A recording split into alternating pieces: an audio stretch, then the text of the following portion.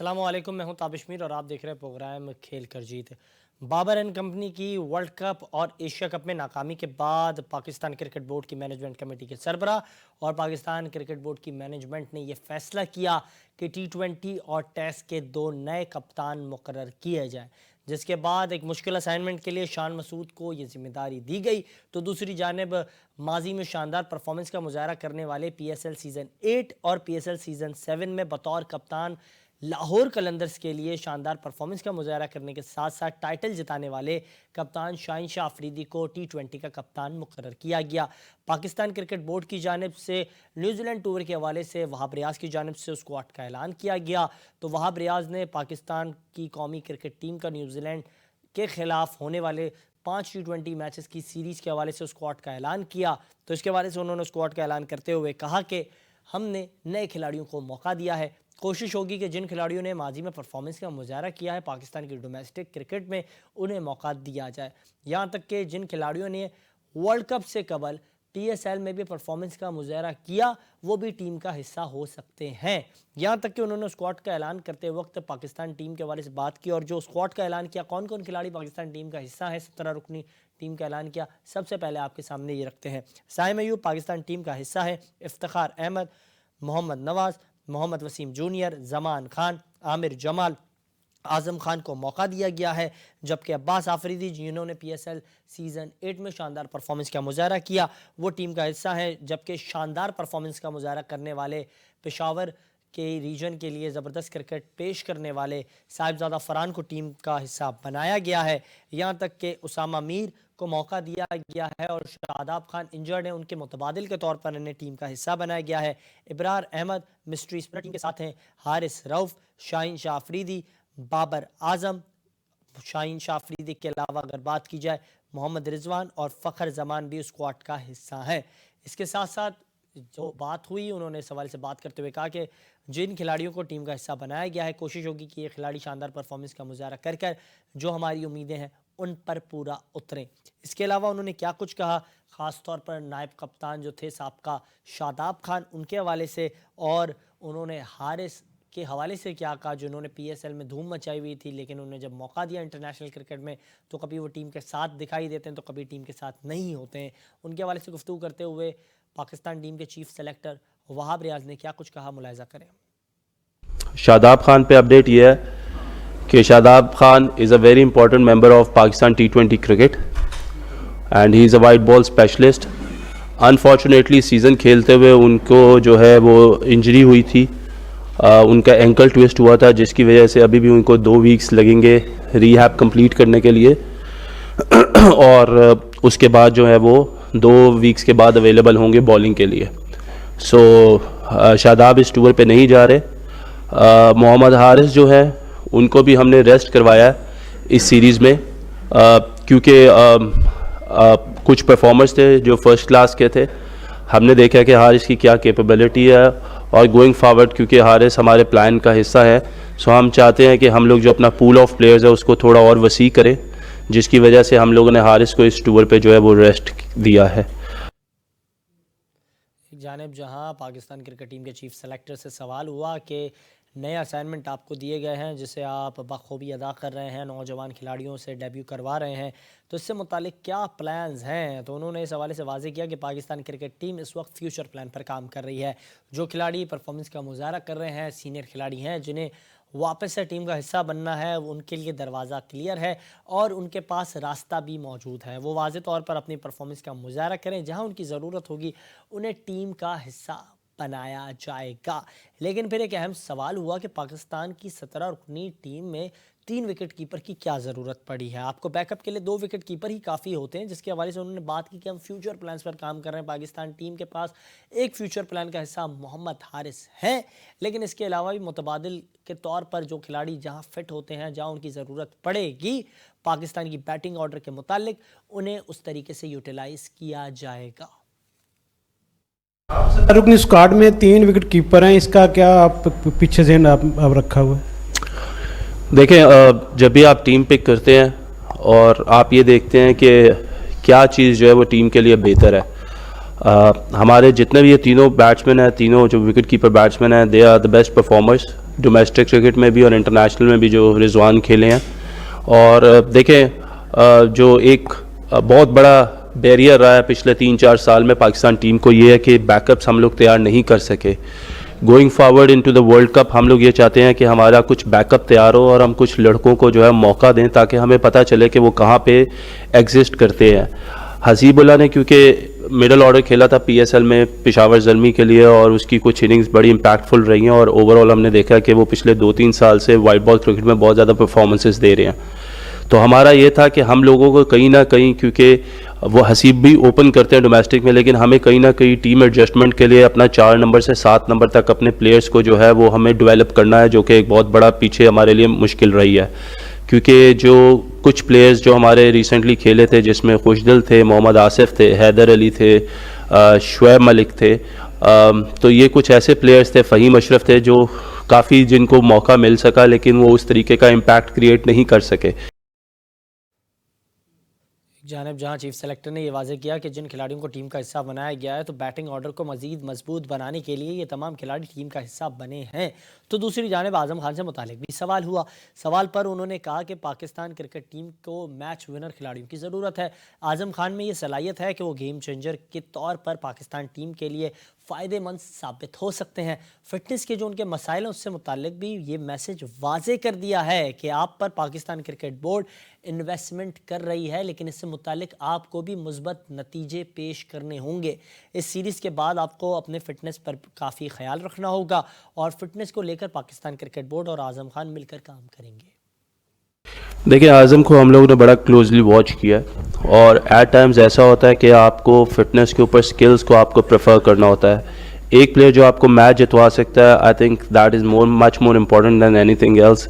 Past में हमारा ये ज़रूर है कि फ़िटनेस का लेवल होना चाहिए, इस पे हमारी आज़म खान से बात हुई है। We have given him a very clear message going forward कि we want to invest in you but at the same time you have to respond as well. और ऑब्वियसली आप किसी से ये बिल्कुल नहीं एक्सपेक्ट कर सकते कि 10 दिनों में वो अपना 10-15 kg नीचे गिरा लेगा, बट देयर इज़ अ वे। अभी आज़म जो है वो जाएंगे टीम के साथ और उसके बाद, क्योंकि वी हैव सीन के पीएसएल में, डोमेस्टिक में और ऑल ओवर द लीग्स उनकी जो परफॉर्मेंसेज रही हैं, he is a very impact player. और नंबर 6 पे जिस तरह हमने कहा कि हम सब, क्योंकि हम लोगों ने सबको ट्राई कर लिया हुआ है मोस्टली, तो हम लोग चाहते हैं कि हम आज़म को जो है वो एक चांस दें, एक मौका दें, and when he will be come back तो उनकी जो फिटनेस गोल्स हैं उनको भी हम लोग खुद मैयर भी करेंगे और इस सीरीज़ के बाद जो भी टाइम मिलेगा उस पर वो हम उनको एकेडमी भी बुलाएंगे। And he is already working hard in Karachi और कम्युनिकेशन जो है वो बड़ी क्लियर है उसके साथ, तो इंशाल्लाह वो जो है वो उसमें भी आपको बेहतरी नज़र आएगी। प्रेस कॉन्फ्रेंस के दौरान गुफ्तगू करते हुए वहाब रियाज ने यह तो वाज़ेह किया कि पाकिस्तान टीम अपने फ्यूचर प्लान्स पर काम कर रही है, इसलिए नौजवान खिलाड़ियों को स्क्वाड का हिस्सा बनाया जा रहा है।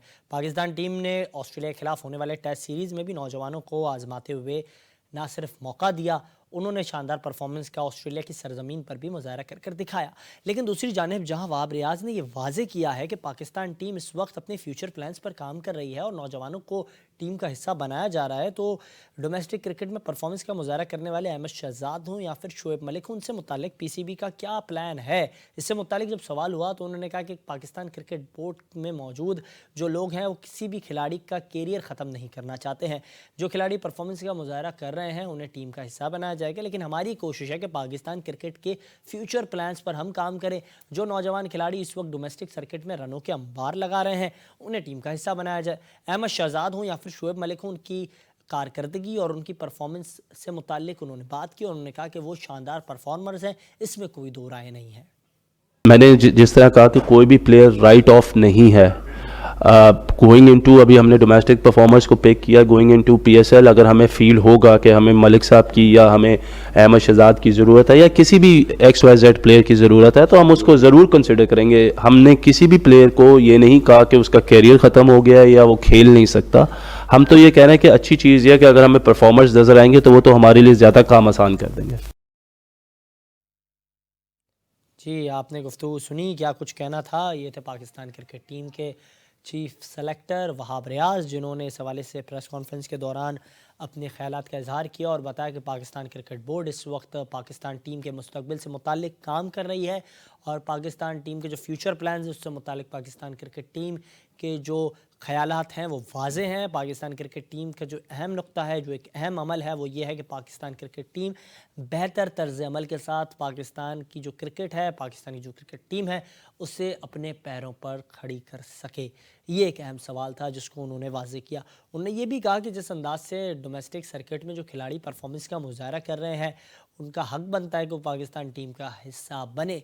साथ साथ उन्होंने ये भी वाज़ेह किया कि जो खिलाड़ी सीनियर हैं और अपनी परफॉर्मेंस से चीफ सेलेक्टर की निगाहों का मरकज़ बने हुए हैं, वो भी टीम का हिस्सा बन सकते हैं। जहाँ पाकिस्तान टीम को उन खिलाड़ियों की भी ज़रूरत होगी, तजर्बा रिक्वायर्ड होगा उनका, वहाँ वो पाकिस्तान टीम का हिस्सा बन जाएंगे। ये तमाम वो बातें थी जो आज वहाब रियाज ने की, और उन्होंने ना सिर्फ ये बातें की, प्रेस कॉन्फ्रेंस के दौरान उन्होंने वाज़ेह किया कि किन नुक्तों पर उन्हें चीज़ों को तय करना है। यहाँ तक कि एक सवाल ये भी हुआ कि यहाँ तक जो बातें की जाती हैं, वहाब रियाज करते हैं, उनको क्या आगे भी उसी तरीके से इंटरप्रिटेट किया जाता है, क्या आगे भी उसी तरीके से उसकी तर्जुमानी होती है, और क्या उन नौजवान खिलाड़ियों को टीम में मौका दिया जाएगा, उन्हें क्या खिलाया जाएगा, उन्हें क्या ये एक्सपोजर दिया जाएगा। ये वो तमाम अहम सवालात हैं जिन पर आज के प्रोग्राम में हम गुफ्तगू करेंगे। इसके अलावा अगर बात की जाए तो पाकिस्तान टीम अब न्यूजीलैंड सीरीज़ के हवाले से किस प्लान के साथ जाएंगे, क्योंकि नया कप्तान है, और उसके क्या प्लान्स होंगे, इन तमाम तर महरिकात पर गुफ्तगू करने के लिए हमें ज्वाइन किया है बज़रिया ऑडियो कॉल पाकिस्तान की सहाफ़त का एक बड़ा नाम, senior sport journalist, senior sports तज्ज़ियाकार। जब ये गुफ्तगू करते हैं तो इनकी तहकीक इतनी पुख्ता होती है और इनकी मालूमात इतनी वसी होती है कि हर सुनने वाला मुतासिर हो जाता है। जनाब रियाजुद्दीन साहब हमारे साथ मौजूद हैं बज़रिया ऑडियो कॉल। जनाब बहुत शुक्रिया कीमती वक्त देने के लिए, welcome to the show. Thank you very much. Sir इसी हवाले से बात कर रहे थे, सर कैसे देख रहे हैं, बाबर आजम अपनी क़यादत में तो बतौर कप्तान ही खेल रहे थे, लेकिन जब वो बतौर कप्तान खेल रहे थे तो एज एन ओपनर हमें दिखाई दिए, अपनी क़यादत में उन्होंने शानदार अंदाज से रनों के अंबार लगाए एज एन ओपनर। अब नए कप्तान है, क्या वो नए कप्तान भी उन्हें एज एन ओपनर ही टीम का हिस्सा रखेंगे, या फिर वो उन्हें मिडिल ऑर्डर में कहीं एडजस्ट करेंगे, क्या समझते हैं? बिस्मिल्लाह, बहुत शुक्रिया ताबिश। देखें, ये तो हमारी जो टीमें हैं या जो भी मतलब एक सिलेक्शन होता है, और जब टीमें खेलती हैं तो ये तो उसी दिन पता चलता है कि किसको जो है वो ओपनिंग आ जाएगी और क्या तरीक़ाकार होगा, उसके बाद ये सारी चीज़ें सामने आएंगी। उससे पहले आप कुछ भी नहीं कर सकते, इसलिए कि तमाम चीज़ें जो है बिल्कुल उसको प्रिडिक्ट नहीं किया जा सकता, खासतौर से पाकिस्तान की टीमों के हवाले से। लेकिन ये जो टीम है, बहरहाल जो 17 रुकनी टीम है, इसमें मुझे थोड़ा सा, एक तो शान मसूद इसमें नहीं है, दूसरे ये कि आपको याद होगा कि आप भी वहाँ होटल में थे जब गुज़िश्ता वर्ल्ड कप की फातेह टीम के तमाम पाकिस्तानी खिलाड़ी वहाँ मौजूद थे, और उसमें जो था शोएब मलिक ने खासतौर से इस बात का इजहार किया था कि वो जो है 2020 खेलना चाहते हैं। तो वो तो खैर वर्ल्ड कप की उन्होंने बात की थी, लेकिन अगर उनको वर्ल्ड कप में रखना होता तो यकीनन वो इस टीम में भी होते, इसलिए कि ये जो टीम अनाउंस हुई है 17 रुकनी खिलाड़ियों की, अब आप ये समझें कि ये टूवर्ड्स इनका सफर है T20 वर्ल्ड कप के लिए, जो कि अमेरिका और वेस्ट इंडीज में मुश्तरका तौर पर जून में होगा। तो ये सब उसकी तैयारी है, और बहुत ही मतलब माइन्यूटली मतलब ये टीम के तमाम खिलाड़ी जो हैं 17 रुकनी टीम इन्होंने अनाउंस की है। तो मैं ये समझता हूँ कि एक तो बाबर आजम, अच्छा ये भी उन्होंने वाजे किया, जनाब कतई कलामी की माजरत में, ये रियाज साहब कह रहा था, उन्होंने ये भी वाजे किया कि 2 खिलाड़ी जो हैं उन्हें हमने जो है रेस्ट कराया है, एक इंजर्ड हैं और एक को हमने रेस्ट कराया। उन्होंने बात की मोहम्मद हारिस के हवाले से और साथ साथ शादाब खान के हवाले से, उन्होंने कहा वो हमारी बॉलिंग अटैक का एक अहम हिस्सा है। तो क्या कहेंगे इस हवाले से? हाँ देखिए, शादाब की जो परफॉर्मेंस है वो तो उस पर तो काफ़ी रिजर्वेशन है मेरे ख्याल से काफ़ी लोगों की, जिस तरह से उन्होंने वर्ल्ड कप में परफॉर्मेंस दी, उससे पहले एशिया कप में और उसके बाद भी, तो उनका तो मतलब ये कि अगर वाकई उनको इंजरी प्रॉब्लम है तो वो देखना होगा, अदरवाइज मैं ये नहीं समझता कि उनकी टीम में जगह बनती है। और रह गई हारिस की बात, तो वो भी देखना पड़ेगा, वो भी जाहिर है इस वक्त टीम में नहीं है, अनफिट है। लेकिन मैं ये समझता हूँ कि इस टीम में जो है ना, कामरान गुलाम को जरूर होना चाहिए था, अगर वो होते तो जिस तरह से टीम अनाउंस की, नो डाउट देखें जो दस्तयाब खिलाड़ी थे और जो मौजूदा सिचुएशन है उस लिहाज से तो आप इसको एक बैलेंस टीम अच्छा, कह सकते हैं। एक बात उन्होंने ये भी की कि उन खिलाड़ियों को मौका दिया जा रहा है जो हमारे नंबर्स को पूरा करेंगे, खास तौर पर जो खिलाड़ी हमारे बैटिंग ऑर्डर के लिए फिट होंगे उन्हें चांस दिया जा रहा है। इसके लिए वो ज़्यादा ओपनर नहीं खिलाना चाहते हैं, क्या ये वजह कामरान गुलाम को टीम से ड्रॉप करने की? हाँ मेरे ख्याल से ये भी वजह हो सकती है। और देखें वैसे तो टीम जो है ना कमोबेश मैं समझता हूँ कि बैलेंस टीम है, और मैंने जो इनकी प्रेस कॉन्फ्रेंस सुनी है वहां प्रयास की और कामरान अकमल की, तो मुझे तो मतलब खुशगवार हैरत हुई कि काफी मतलब ये कि बेहतर उन्होंने प्रेस कॉन्फ्रेंस की है और तमाम चीजों को उन्होंने बड़े मतलब ये कि कॉन्फिडेंस के साथ उसको बताया है। अच्छा, तो ये क्या तो वजह मतलब बनती है सर, क्या वजह बनती है जब चीफ सेलेक्टर साहब होते हैं वो आते हैं, प्रेस कॉन्फ्रेंस करते हैं, खिलाड़ियों के नामों का ऐलान करते हैं, वो काफ़ी कॉन्फिडेंट होते हैं, कप्तान उस वक्त काफ़ी कॉन्फिडेंट होता है, लेकिन जब टीम मैदान में उतरती है उनकी परफॉर्मेंस से ऐसा नहीं लग रहा होता है कि इतनी कॉन्फिडेंटली वो खेल पाएंगे? देखें, पाकिस्तान की टीम का माजी का आप रिकॉर्ड देख लें, हालिया परफॉर्मेंस देख लें और खास तौर से जो रिकग्नाइज्ड टूर्नामेंट्स होते हैं आईसीसी के, उसमें तो हमारी टीम की परफॉर्मेंस जो है वो बिल्कुल अनप्रिडिक्टेबल होती है। आप कुछ नहीं कह सकते, कभी भी हमारी टीमों की परफॉर्मेंस में कंसिस्टेंसी आपको नजर नहीं आएगी। और मेरे ख्याल से अभी जो हाल ही में हम गो के आप इस वक्त तो बात कर रहे हैं T20 के हवाले से न्यूजीलैंड के, लेकिन जो हमारी टीम ने अभी ऑस्ट्रेलिया में परफॉर्मेंस दी है, मतलब आप ये देखें कि इतने सारे जो है ऑफिशियल चेंज हो गए, मिक्की ऑर्थर को हटा दिया, सब चीजें नई हो गई, लेकिन उसके बावजूद भी हमारी टीम जो 89 में कोलैप्स कर गई। सिर्फ उसका हवाला देने का सिर्फ मकसद ये है कि हमारी टीम की परफॉर्मेंस में लेकिन सर कभी भी एक मतलब एक चीज़ कंसिस्टेंसी बिल्कुल नहीं, आप सेम कुछ रही नहीं ना कह सकते। रियाज साहब, एक चीज़ बिल्कुल सेम रही, जो बातें माजी में बाबर आजम वर्ल्ड कप के दौरान करते थे, वो बातें, वो जुमले, वो अल्फाज बिल्कुल सेम है। मोहम्मद हफीज़ भी ये कह रहे हैं प्लान्स थे, एग्जीक्यूट नहीं कर पाए। वर्ल्ड कप में बाबर आजम भी यही कहते थे प्लान्स थे, एग्जीक्यूट नहीं हो पा रहे थे। तो एग्जीक्यूट किसने करने हैं? वहाब रियाज आके करेंगे, चौधरी मोहम्मद ज़का अशरफ भी टीम के साथ वहाँ मौजूद होते हैं, चीफ सेलेक्टर साहब मैच देखने के लिए टीम के पास पहुंच जाते हैं, जहाँ भी पाकिस्तान टीम जाए वो वहाँ पहुंच जाते हैं, वो भारत यात्रा हो, ऑस्ट्रेलिया ट्रिप टूर हो, वो पहुंच जाते हैं, लेकिन नतीजे नहीं आते। तो ये क्या हो रहा है, क्या मजाक बनाया है पाकिस्तान क्रिकेट टीम का? देखिए, ये मजाक तो उस वक्त तक चलता रहेगा जब हर सतह पर क्रिकेट से जो वाबस्ता या खेलों से जो वाबस्ता लोग हैं वो संजीदगी इख्तियार नहीं करेंगे। और देखें ताबिश, इसमें जो सबसे बड़ी चीज होती है ना, अगर कोई दुनिया की टीमें परफॉर्म कर रही हैं तो उनकी प्लानिंग में कंसिस्टेंसी होती है, वो लॉन्ग टर्म प्लानिंग करते हैं। वहां पे शॉर्ट टर्म प्लानिंग जो है वो सिर्फ खाल खाल आपको नजर आएगी और वो अपनी चीजों पे कंसंट्रेट करते हैं। हमारे यहाँ जितनी भी चीजें ना, जो आपने कहा कि ऐसा क्यों होता है, ये कब तक होगा, तो हम जो है हमेशा से एडॉकिज्म पे चलते हैं। हम चीजों को जो है ना बड़ा लाइटली लेते हैं, एडॉकिज्म पे चलते हैं। लॉन्ग टर्म प्लानिंग हम किसी भी चीज में नहीं करते, यही वजह कि उसके रिजल्ट नहीं आते। दूसरे ये कि हम मेंटली इतने स्ट्रांग नहीं है, या हमारी मेंटल स्ट्रेंथ ऐसी नहीं है, या हमारी शुरू से ग्रास रूट लेवल से हमारी तरबियत ऐसी नहीं है कि हमारे खिलाड़ी जो है इंटरनेशनली जाके अच्छा परफॉर्म करें। आप ये देखें कि ज्यादातर हमारे खिलाड़ी वो हैं जो डोमेस्टिक क्रिकेट में बहुत अच्छी परफॉर्मेंस पेश करते हैं, लेकिन जब उन्हें इंटरनेशनली मौका मिलता है तो वहां पे अपनी परफॉर्मेंस पेश नहीं कर पाते। सर वो तो और ये फिर एक आप बड़ा जानते हैं ना मतलब उन्हें कैसे मौका मिलता है। कई ऐसे खिलाड़ी हैं, आप तो पिछले कई दौर देख चुके हैं, अदवार आपने देखे हैं कि खिलाड़ी जब पीक उनकी परफॉर्मेंस होती है, जब वो क्लास की इनिंग्स खेल रहे होते हैं, डोमेस्टिक सीजन में रनों के अंबार लगा रहे होते हैं, तो फिर आप उन्हें, जब उनका कैरियर बिल्कुल एट दी एंड होता है, आप उन्हें मौका देते हैं। ताबिश खान मिसालें, आबिद अली को 14 साल के बाद आपने मौका दिया। अगर नोमान उल्लाह की बात की जाए, वो 10 साल तक क़यादत कर रहे थे नेशनल बैंक की, आपने उन्हें फिर 10 साल के बाद आपने 2004-2005 में बांग्लादेश का एक मैच खिला दिया। तो मतलब इस तरह तो ज़्यादती करते हैं हमारा क्रिकेट बोर्ड, हमारे जो चीफ सेलेक्टर हैं, जो हमारा निज़ाम है, उसमें कितनी मेरिट को खिलवाड़ होता है वो तो आप भी जानते हैं।